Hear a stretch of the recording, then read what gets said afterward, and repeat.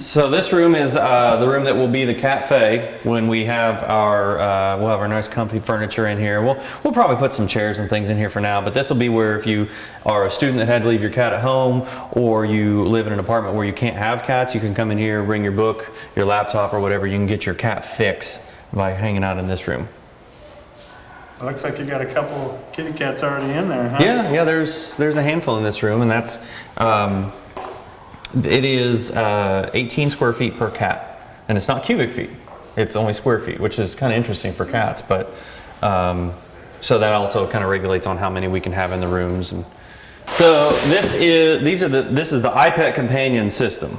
So this control box here goes in the room, and it mounts so that it's high enough in the room that you can pan and tilt and zoom around the room. Then all these toys connect wirelessly back to this device. Put the appropriate code on the website, then you can pull up our website, go to the page, and actually look through this webcam and control these toys from your couch, from your computer, from wherever you may be sitting, and actually be playing with the cats in our building from the comfort of your own home. Now, how common is this? It's pretty new technology. This is a new product. I know there's not very many of them that have it out there. It's a relatively new product. We were actually given it as part of a study. We didn't have to pay for it. We just have to fill out, I believe, a monthly survey. Just kind of abide by the agreement of the study. And so we get to have these cool toys here in our shelter free of charge. An example of the kennels, or the pods. We have 3 of these pods, and you can actually walk through here and look at the dogs and kind of check them out before you actually even go in the room.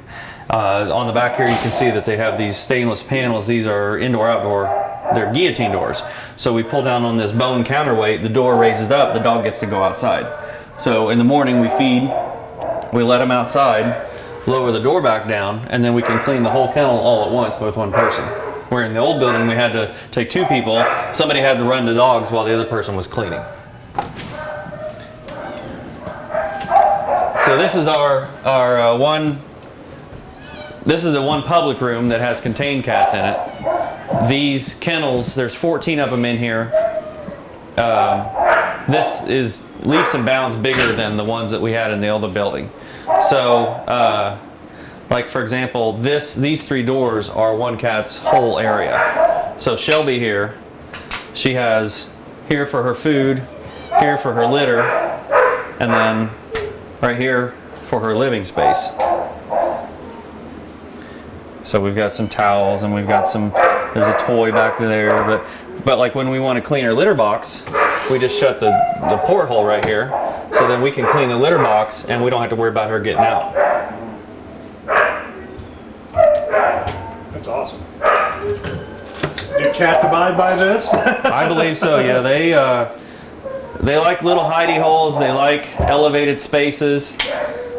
They've got so much extra room and things here in the building. It's just, they've got to be so much happier over here, because that's one of the biggest things that shelters fight is stress in cats. And if you can decrease the stress, you decrease the illness. It'll end up being a meet and greet room, so if there's a dog that you want to hang out with, and you can bring them in here. We've got 1 in the lobby and then 2 in this hallway, so that if anybody comes in, they want to see a dog or a cat, then we can take them into these different rooms just to kind of give you some alone time and Make sure you're getting a proper fit for your family. Right, exactly. So here you can see 2 of the 3 pods. The indoor with the indoor-outdoor runs. We've got 38 kennels total across the 3 pods. They all have the indoor-outdoor runs, so the dogs can all get outside time, all get fresh air. We still get them outside, get them running around the yard, make sure they get a lot of exercise. They're all self-contained with the HVAC, so we can control each of them individually. We turn them on to dehumidify in the morning, and then if it's nice weather, then we shut the air off in these rooms and it doesn't affect the rest of the building. Then we can leave the doors open and the dogs can get their fresh air. But out here is where they end up when they go outside. So now the dogs, the insides have all been cleaned. Now we're cleaning the outsides.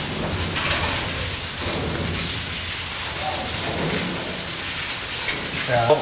obviously not today, but this time of year, when it's really cold and we're out here and we have to clean it, it won't freeze.